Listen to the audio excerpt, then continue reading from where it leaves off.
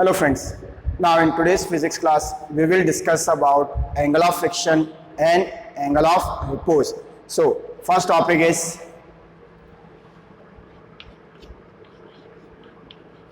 angle of friction. Now what is angle of friction? Angle of friction क्या होता है? Now for that we have consider a body. ये एक body है which is kept on a surface. ये एक surface के ऊपर रखी गई है. Surface is B surface. Now इस बॉडी के ऊपर जो फोर्सेस जो लग रहे हैं, कौन कौन से फोर्स लग रहे हैं? यहाँ पर इसका सेंटर ऑफ मास, वेट जो है, वेट क्या हो गया? mg. Weight will be acting vertically downward. इस सरफेस के कारण नॉर्मल रिएक्शन फोर्स आएगी. Normal reaction force is vertically upward. ये हो गई normal reaction force R vector. Normal reaction force is R vector. Now हम यहाँ पर ना एक फोर्स लगा रहे हैं. Force is F vector. F vector लग रहा है parallel to the surface. Surface के पैरेलल एक फोर्स लग रहा है, ठीक है, और फोर्स लग रहा है. अब यहाँ पर जो फोर्स जो लगेगा उसके कारण क्या होगा? एक फ्रिक्शन फोर्स प्रोड्यूस्ड होगा. फ्रिक्शन फोर्स जो प्रोड्यूस्ड होगा वो इस एक्सटर्नल फोर्स को अपोज करेगा. और फ्रिक्शन फोर्स हमेशा किसके बीच में लगता है?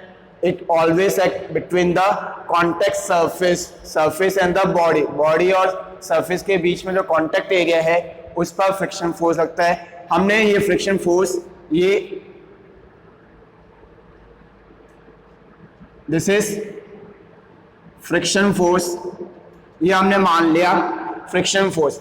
ये जो फ्रिक्शन फोर्स है वो हमने माना है F, small F. Friction force is small F. और ये है आपका, ये जो फोर्स जो लग रहे हैं, ये जो इस फोर्स के कारण बॉडी है ना मोशन में नहीं आई है. मीन्स मैक्सिमम से मैक्सिमम फोर्स जब तक बॉडी मोशन में नहीं आती है उस वक्त जो फ्रिक्शन फोर्स लगता है उसका हम क्या बोलते हैं? लिमिटिंग फ्रिक्शन फोर्स बोलते हैं. Limiting friction force is static friction force maximum value. Static friction force की मैक्स वैल्यू, इसकी क्या होनी चाहिए? Max value. और यहाँ पर पैरेललोग्राम को हम कंप्लीट कर लेते हैं. एक वेक्टर इधर जा रहा है, एक वेक्टर यहाँ पर इसका हमने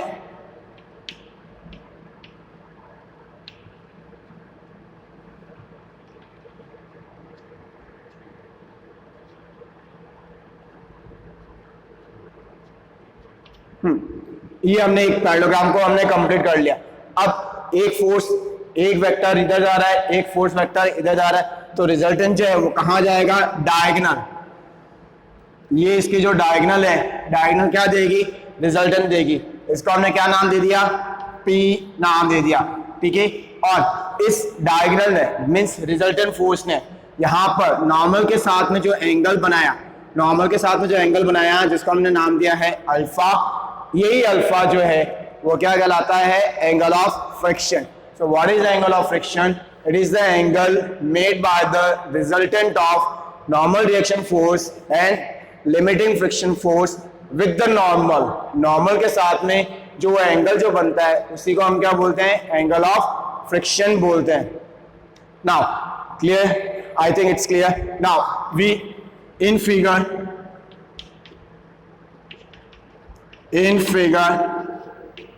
if body A is in contact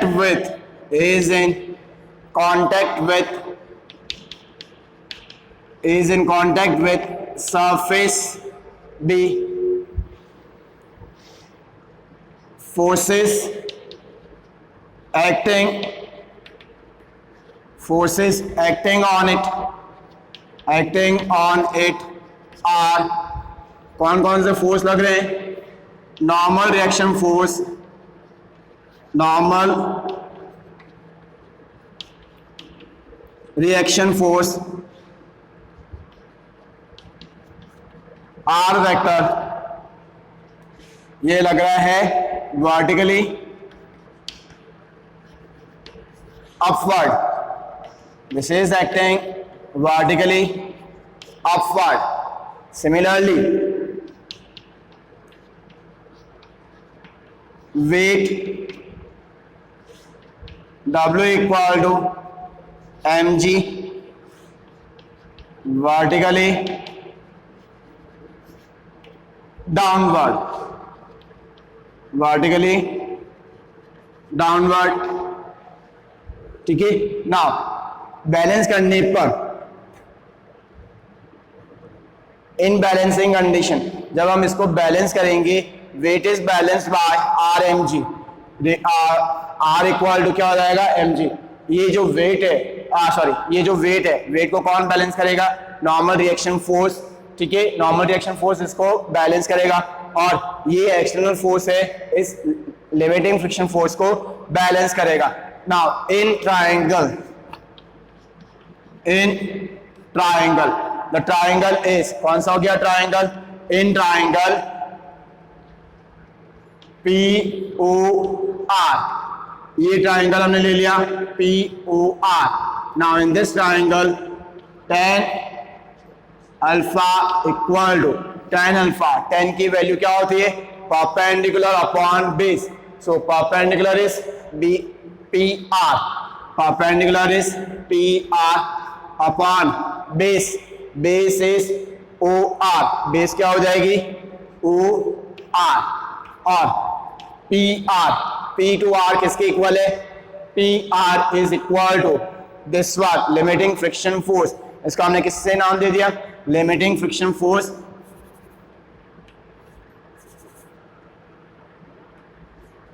F S max, F X max divided by O R. O R is equal to, O R किसके इक्वल है? एम जी के इक्वल है. O R is equal to M G और M G और we can say that R, इसको हम अगले step में लिख देंगे एम जी. ठीक है, और ये हो गया आपका यहां तक. अब यहां पर इनकी वैल्यूज रखनी है. वैल्यूज रखने पर क्या आएगा? From this tan alpha equal to F S max is equal to, we know that mu s r divided by r, or from this tan alpha equal to mu s r upon r, r's are cancel and tan alpha equal to mu s. From this alpha equal to tan inverse mu s. This is the angle of friction. Clear? ये normal reaction force है. Normal reaction force को कौन balance कर रहा है? Wait balance कर रहा है. तो वेट बैलेंस कर रहा है तो जितनी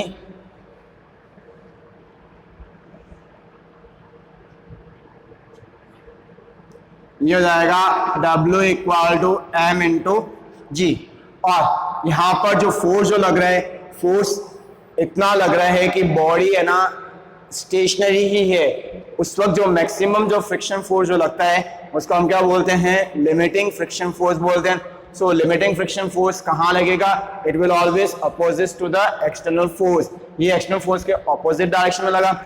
ये हो गया आपका maximum friction force which is called F S max. और ये एक फोर्स है, ये एक फोर्स है. इन दोनों का जो रिजल्टेंट है वो पैरेललोग्राम लॉ के अकॉर्डिंग किससे ओपी से गिवन है. नाउ ओपी ने जो एंगल बनाया है नॉर्मल रिएक्शन के साथ में, इसी को हम क्या बोलते हैं? एंगल ऑफ फ्रिक्शन बोलते हैं. क्लियर? सो हमने क्या किया है? सिर्फ नॉर्मल रिएक्शन फोर्स एक तो लग रही है ऊपर, वेट लग रहा है डाउनवर्ड. वेट और नॉर्मल रिएक्शन फोर्स एक दूसरे को बैलेंस करेगी. ट्राइंगल ले लिया पी ओ आर, ये ट्राइंगल ले लिया हमने पी ओ आर. इसके अंदर tan अल्फा का फॉर्मूला लगा दिया. tan alpha is equal to P R vector upon O R vector. और पी आर किसके इक्वल हो गया? एफ एस मैक्स के इक्वल हो गया. ये लिख दिया हमने F S max upon O R equal हो गया आर वेक्टर. आर वेक्टर हो गया. वैल्यू रखने पर we know that F S max is equal to mu S into R होता है, और मैग्नीट्यूड हटा दिया तो सिर्फ आर लिखा, यहां पर भी आर लिखा, आर से R cancel, we get mu S, tan alpha equal to mu s, or we can say that alpha is equal to tan inverse mu s. Now clear? Now next topic is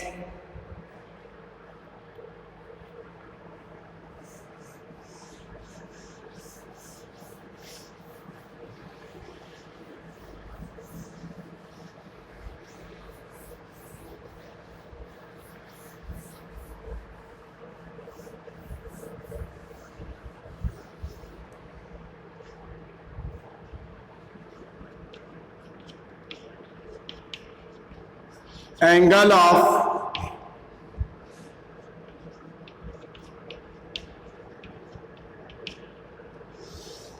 of repose.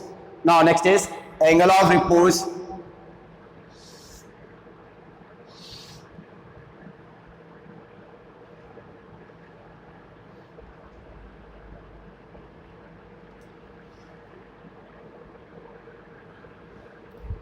ना देखिए angle of repose क्या होता है, हमने क्या किया है, ये एक इंक्लाइन सरफेस है, इसका एंगल ऑफ इंक्लिनेशन क्या है, थीटा नॉट, इसका एंगल ऑफ इंक्लिनेशन क्या हो गया, थीटा नॉट।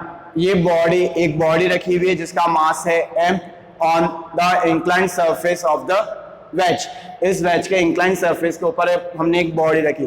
अब यहाँ पर जो वेट कौन कौन से फोर्सेस कौन कौन से लग रहे हैं वो हम इसमें इंडिकेट करेंगे। फर्स्ट फोर्सेस mg, यहां पर वेट लगता है वर्टिकली डाउनवर्ड, तो ये हो गया mg is vertically downward. Now normal reaction force always act perpendicular to the surface, जो आपके सरफेस है उसके परपेंडिकुलर में नॉर्मल रिएक्शन फोर्स लगेगी। सो नॉर्मल रिएक्शन फोर्स ये हो गई normal reaction force R vector, this is normal reaction force. और अब हमें इसके कंपोनेंट करने, इसके कंपोनेंट हम कैसे करेंगे, हमने क्या किया, इसको डॉट डॉट करके हमने इसको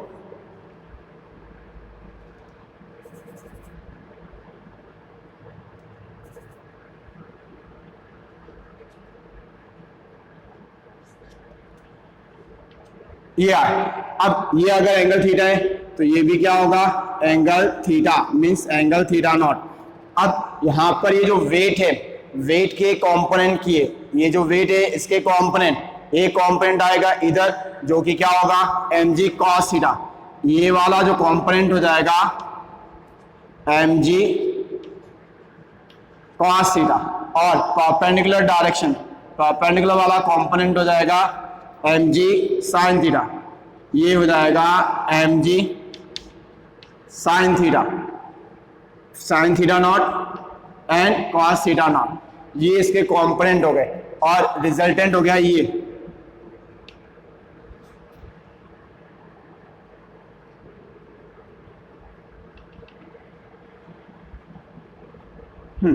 अब ये जब है ना, इसका मतलब क्या हुआ, ये जो बॉडी जो है इसको है ना कॉन्टेक्स्ट सरफेस के कांटेक्ट में रखने के लिए कौन बैलेंस कर रहा है, normal reaction force upward direction में लग रहा है, और एकदम ऑपोजिट डायरेक्शन में वर्टिकली डाउनवर्ड, सॉरी इसी के एकदम ऑपोजिट डायरेक्शन में जो फोर्स लग रहा है वो mg cos थीटा लग रहा है। मींस वेट का cos कंपोनेंट है ना r को बैलेंस करेगा, और साइन कंपोनेंट जो है, वेट का sign component mg sin theta वो कहाँ लग रहा है, डाउनवर्ड डायरेक्शन में लग रहा है। तो इसके कारण क्या होगा, it has a tendency to slip, तो इसके कारण क्या लगेगा, इनके ऊपर सरफेस, कॉन्टेक्ट सरफेस के बीच में एक फ्रिक्शन फोर्स लगेगा, और फ्रिक्शन फोर्स का हमने नाम दिया है Fs, ये हो जाएगा Fs लगेगा आपका फ्रिक्शन फोर्स ऑपोजिट डायरेक्शन में। और हमें मालूम है Fs क्या होता है, Fs is equal to mu S into R होता है, ये फ्रिक्शन फोर्स लगेगा। तो इसका मतलब ये हुआ बैलेंस कंडीशन के अंदर in equilibrium R is equals to mg cos theta and mg sin theta is equals to mu s r, mg sin theta is equals to mu s r, और we have written the heading as angle of repose. What is angle of repose? It is the maximum angle of inclination, maximum angle of inclination, so that the object placed on it remains in equilibrium. इसके ऊपर जो object जो रखा है वो क्या रहना चाहिए, इक्विलिब्रियम में रहना चाहिए, मीन्स नीचे स्लाइड नहीं करना चाहिए, बैलेंस रहना चाहिए, नीचे स्लिप नहीं होना चाहिए. उसी एंगल ऑफ इंक्लिनेशन को हम क्या बोलते हैं, एंगल ऑफ रिपोज बोलते हैं. सो what is angle of repose? Angle of repose is maximum, it is maximum angle of inclination, है ना, maximum angle of inclination of inclined plane with horizontal, maximum angle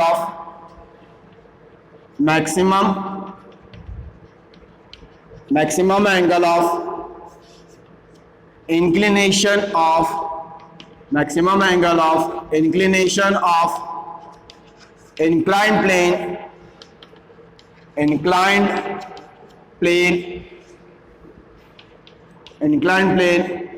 with horizontal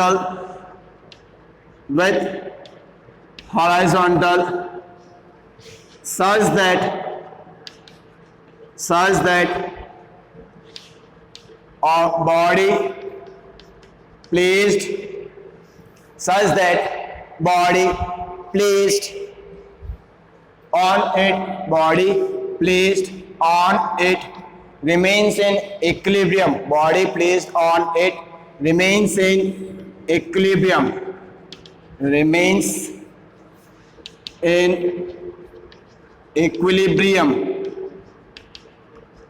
वो क्या रहनी चाहिए, equilibrium में रहनी चाहिए.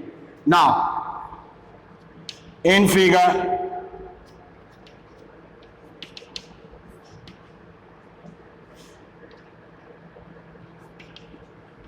forces acting on the body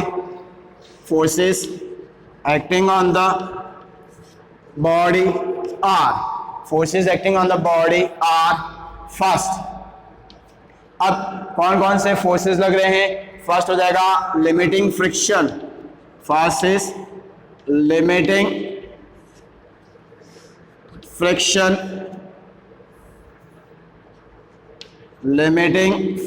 force.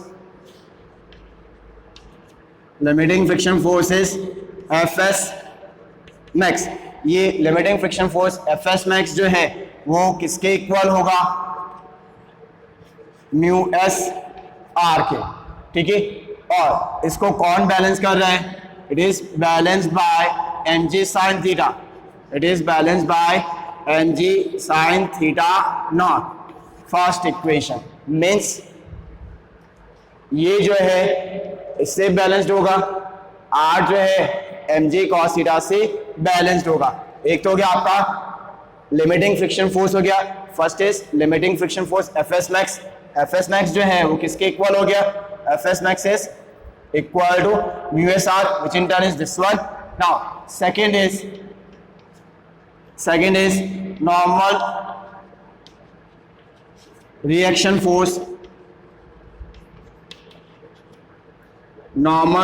Force. R equal to, R जो है आर किससे बैलेंस्ड हो रहा है? R is balanced by M G cos theta naught. This is our second equation.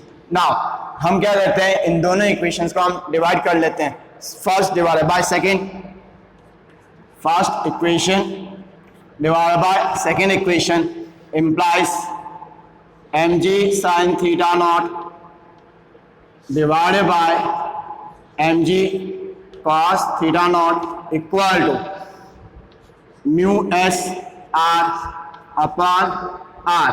और mg से mg cancel, sin upon cos is tan theta naught equal to mu s. और from this tan theta naught equal to mu s आ गया. ये यहाँ तक अपना derivation आया. अब हमने जस्ट प्रीवियस वाले में हमने क्या किया था, हमने निकाला था एंगल ऑफ फ्रिक्शन. एक बार इसको लिख देते हैं इनवर्स में. ये हो जाएगा थीटा नॉट इक्वल टू, ये हो जाएगा tan inverse mu S. tan inverse क्या हो गया, म्यू एस हो गया। ये यहां तक आ गया। अब हमने है ना एंगल ऑफ फ्रिक्शन हमने निकाला था, ठीक है। Angle of friction we have calculated, but mu S equal to, mu S is equal to क्या आया था, tan अल्फा आया था। So therefore mu S equal to tan alpha आया, therefore tan theta not is equal to tan alpha और theta not is equal to alpha, ठीक है। This is final derivation. So what is angle of repose? Angle of repose is the maximum angle of inclination of the inclined plane with the horizontal such that the body placed on it remains in equilibrium. Maximum angle of inclination जो inclined plane का है, ताकि इसके ऊपर जो भी body रखी गई है वो क्या रहे, इक्विलिब्रियम में रहे। ये बॉडी क्या रहनी चाहिए, इक्विलिब्रियम रहनी चाहिए, नीचे स्लाइड नहीं करनी चाहिए, स्लिप नहीं करनी चाहिए। उसी एंगल ऑफ इंक्लिनेशन को हम क्या बोलते हैं, एंगल ऑफ रिपोज बोलते हैं। हमने क्या किया, एक बॉडी एज्यूम की, body is placed on inclined plane, weight हमेशा लगता है vertically downward, normal reaction force हमेशा लगती है परपेंडिकुलर टू द सरफेस। अगर आपके सरफेस ऐसे है तो यहाँ पर एकदम परपेंडिकुलर ऐसे लगेगी, अगर सरफेस इंक्लाइंड है तो इसके ऊपर परपेंडिकुलर लगेगी। तो अगर आपकी सरफेस ये ऐसी है तो परपेंडिकुलर कहाँ लगेगा, ऐसे। अब हमने बैलेंस कर दिया, ये अगर एंगल थीटा है तो ये भी एंगल थीटा हुआ। इससे हमने वेट के कंपोनेंट कर लिए, वेट का कंपोनेंट हो गया, एक हो गया mg cos theta, perpendicular component हो जाएगा mg sin theta. It means that mg sin theta जो है इसको नीचे लाने की कोशिश करेगा, बट मैक्सिमम फ्रिक्शन फोर्स जो है, जिसको हम क्या बोलते हैं, लिमिटिंग फ्रिक्शन फोर्स भी बोलते हैं, वो इसको कहाँ रखेगा, बैलेंस रखेगा और इसको अपनी जगह पर टिकाए रखेगा। सिमिलरली नॉर्मल रिएक्शन फोर्स लग रही है अपवर्ड डायरेक्शन में और वेट का कॉस कंपोनेंट लग रहा है नीचे, एकदम इसके एकदम ऑपोजिट डायरेक्शन में। तो mg cos थीटा और ये जो है ये एक दूसरे को बैलेंस करेंगे और जो बॉडी जो है इस सरफेस के कांटेक्ट में रहेगी, ठीक है। हमने ना दोनों बैलेंस जो फोर्स लग रहे हैं, दोनों फोर्सेस को हमने लिख दिया। दोनों फोर्सेस को लिखने के बाद में हमने दोनों को डिवाइड कर लिया। फर्स्ट इक्वेशन और सेकंड इक्वेशन को डिवाइड किया, mg से mg cancel, sine upon cos क्या होता है 10, r से r कैंसिल, ये हो गया mu S. tan theta equal to mu S हो गया, theta naught equal to tan inverse mu S हो गया। ये हमारा डेरिवेशन यहाँ पर कंप्लीट। बट अभी जस्ट हमने निकाला है mu S is equal to tan alpha भी होता है एंगल ऑफ फ्रिक्शन। अब दोनों को कंपेयर कर लिया, ये म्यू एस tan अल्फा है और यहाँ पर mu S tan theta naught है, तो दोनों को कंपेयर करने पर tan theta naught equal to tan alpha आया और tan से tan कैंसिल, we get theta naught equal to alpha. Now in next class we will discuss about banking of road, ठीक है। Now thank you.